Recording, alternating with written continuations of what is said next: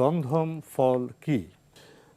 আলমগীর ইমন ভাই টরন্টো থেকে প্রশ্ন করছেন, গন্ধম কাকে বলা হয় থাকে? গন্ধম এটা ফার্সি শব্দ।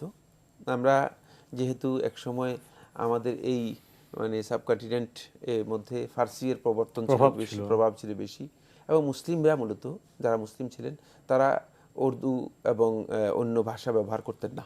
এটাকে মানে খুব হিয় মনে করতেন। ফার্সি ব্যবহার করাটাকে তারা মনে করতেন একটা মর্যাদার বিষয়, আভিজাত্য মনে করতেন, মানে মর্যাদার বিষয় মনে করতেন। সেখানে গন্ধম মানে শব্দটা মানে আমাদের কাছে পরিচিতি লাভ করেছে। মানে গন্ধম মানে অনেকের ধারণা করছে যে মানে একটি ফল, যেখানে যেই ফল, যেই গাছের ফল খাওয়ার ব্যাপারে আল্লাহ সুবহানাহু ওয়া তাআলা আদম আলাইহিস সালাতু ওয়াস সালামকে নিষেধ করেছেন।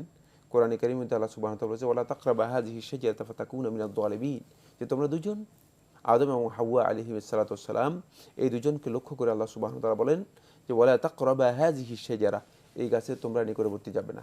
কেউ কেউ বলেছেন এই গাছ হচ্ছে গন্ধম গাছ। গন্ধম গাছ, গন্ধমটা এক প্রকারের ফল, এক প্রকারের ফল। মানে এই গাছের কাছেও তোমরা যাবে না। ফাতাকুনা মিনাজ জালিমিন, তাহলে তোমরা জালেমদের মধ্যে অন্তর্ভুক্ত হয়ে যাবে, জালেম হয়ে যাবে, নিজেরা তোমাদের নিজেদের উপর জুলুম করবে। মানে এই মানে সেখান থেকে মূলত গন্ধম শব্দটি আমাদের সমাজের মধ্যে পরিচিতি লাভ করেছে। এটি একটা ফল, কিন্তু মানে এই ফলের প্রকৃতি কি, মানে এই ফলের ধরন কি, এটা আসলে কোন ধরনের ফল, এই বিষয় নিয়ে বিস্তর ইখতিলাফ রয়েছে। মানে শুধু ইখতিলাফ নয়, বরং মানে আন্দাজ অনুমান অনেক হয়েছে, প্রকৃত তথ্য সেভাবে জানা যায়নি। একটা শব্দ হাদিস দ্বারা প্রমাণিত হয়নি। মানে যা আছে এখানে মূলত হাফিজ ইবনে হাজার রাহিমাহুল্লাহ তাআলা মূলত 41টি কওল উল্লেখ করেছেন। কত গান হয়েছে গন্ধমে বর্ণনা দিয়ে, রহস্য নিয়ে, তাৎপর্য নিয়ে। তো এই যে 41টি কওল রয়েছে, প্রত্যেকটি কওলই আন্দাজ অনুমানের উপর, আলেমদের ধারণার উপর, ইজতিহাদের উপর উলামায়ে কেরাম বলেছেন।